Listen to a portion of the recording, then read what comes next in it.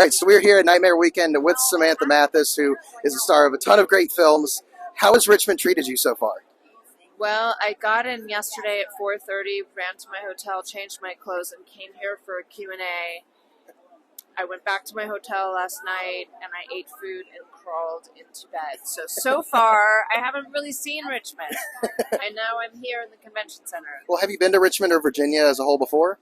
I've been to Virginia, but I've never been to Richmond. So, yeah, I hope to get to see a little bit of it. I mean, I'm really going to be here all day, but I'm going to go out to dinner tonight. And I heard so many great things about the food scene in Richmond. So I can attest to that. I'm hoping for a really good dinner tonight. Yeah. I'm a native, so I absolutely love all the food here. Yeah. It's such a great I went to VCU College in Richmond, and just hitting all the spots. The Village Cafe, I can't recommend that enough if you're able to get down there. Such a great place. But with Nightmare Weekend, how did this come about, being here for this event, and what's it been like so far, what you were here today, or what you were here yesterday for, and today, the few hours? Well, like I said, I was only here for a few hours Right. yesterday, and we're just getting started this morning, so far, so good. And I know this is a really big organization. This is the first time they're doing Nightmare Weekend, but they do the regular cons here that apparently are twice as big as this. I can't even imagine. I believe, I want to say in March, it was 15,000 people on Saturday. Wow. Which is insane. That's insane. Well, and I have to ask, obviously, being very respectful of SAG restrictions, how did you get into acting? What was your inspiration? Well, I am a third-generation actor. My mother and my grandmother were actresses, so I grew up around show business, and it's really the life that I've known since I was a little girl, since I was born. My mother was a single mom, and so I grew up going to base camp, to sets, to theaters, and on location. So, yeah, it's been my life, my whole life. So you're immersed from a very young age. Very young age. And was there anything that you kind of took from, doesn't have to be a specific movie, of course, given the restrictions, but when you were growing up, was there anything that inspired you, like, in terms of your craft? Well, I mean, watching my mother and the career that she was having was certainly an inspiration, but I would say that there was a summer between grade school and junior high school when a little-known cable station called HBO premiered, and that summer they had on heavy rotation Dog Day Afternoon with Al Pacino and also Scarface with Al Pacino. Two roles that couldn't be more different, and I sat in awe of his transformation between each role and thought, that's extraordinary, that's magic, that's what I want to do with my life. It's such different roles, too. Completely different And roles. just a few years apart. And Yeah. so I have to ask, are you going to come back to Richmond next year for Nightmare Weekend? Are you open to come back? If they invite me back, we'll see how this weekend goes. And is there any kind of life advice, or could be life, acting, career advice, anything like that you could give to somebody? Oh my gosh, that's a big question. I don't know if I have something to whip out of my back pocket. Gratitude for what you have. That's the thing that I try to focus on every day. Life is full of a lot of ups and downs, and the thing that keeps me with my feet on the ground and helps keep me sane in the challenging moments in life, the moments like what's going on in the world right now in Israel and Palestine and Gaza, is to just be grateful that we're here in this moment and we're safe, and we have food in our bellies and we're okay. And so gratitude is my guiding light. And final question for you. What is the biggest thing you've learned throughout your career? Whether it was like a specific moment or just something that you took to heart? I think my mother instilled in me, she was a journeyman working actress.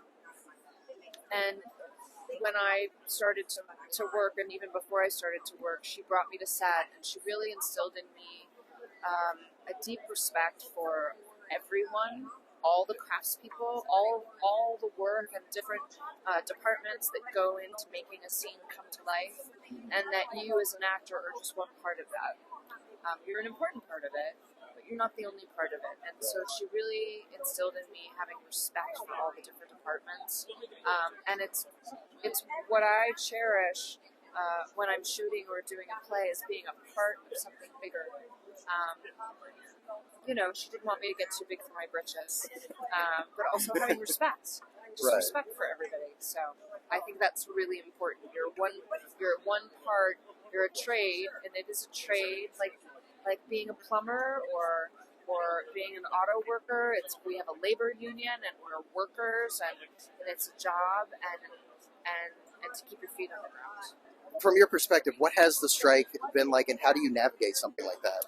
I mean, the strike has been incredibly hard for all of our workers. The writers went on strike on May 1st, and so even though the actors didn't go on strike until July 13th, we were by default really on strike starting May 1st because the writers were shutting every show down. So you're talking about people being out of work for 6 months, and it's not just us, it's all of the crew people, and that's really painful and hard to know that the decision that we're making to strike for better wages and working conditions affects an entire universe of people, and not even just crew people, but all the support companies that go into shooting, dry cleaning companies, catering companies,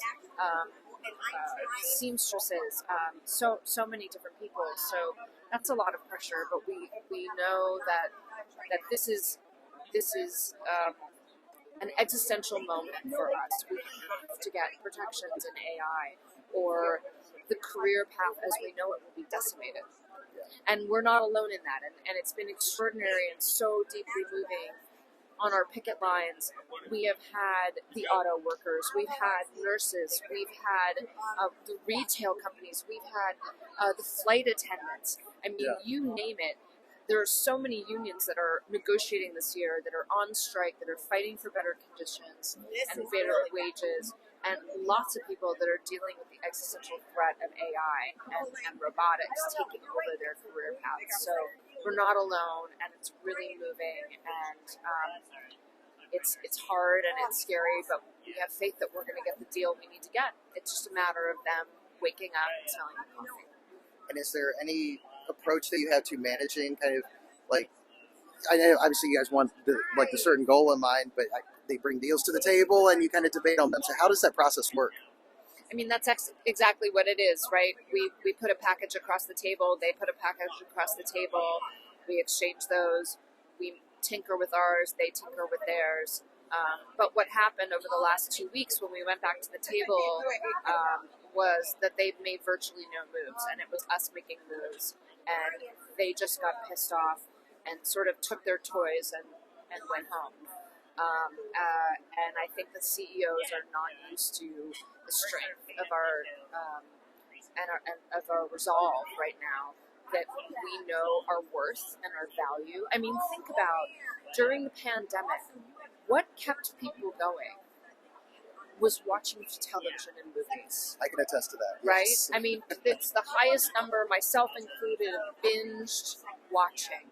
Yeah. People were devouring television, and I call it television and film because I just hate saying content, right? So, and our workers were, I mean, we're not curing cancer, but we were on the front lines, and the actors, I mean, all of the crews were like guinea pigs. We were considered to be almost first responders. We had to go back during the pandemic when it was still a potentially deadly disease, and actors had to remove their masks and be in close proximity to other actors. We were putting ourselves in danger, and this is the thanks we get. The thanks we get is, no, we're not going to give you better residuals in streaming. We don't think you deserve a part of that. And we maintain you wouldn't have had the success the last 2 years without us, and we put our lives on the line. So it's a righteous fight. And it's scary, but we keep going. Well, Ms. Mathis, thank you so much for taking the time. I really appreciate it, and love that insight, too, especially as someone outside of the industry. But thank you so much for taking the time, and I hope you enjoy the rest of Nightmare Weekend. Thanks so much. Good to talk to you. Absolutely.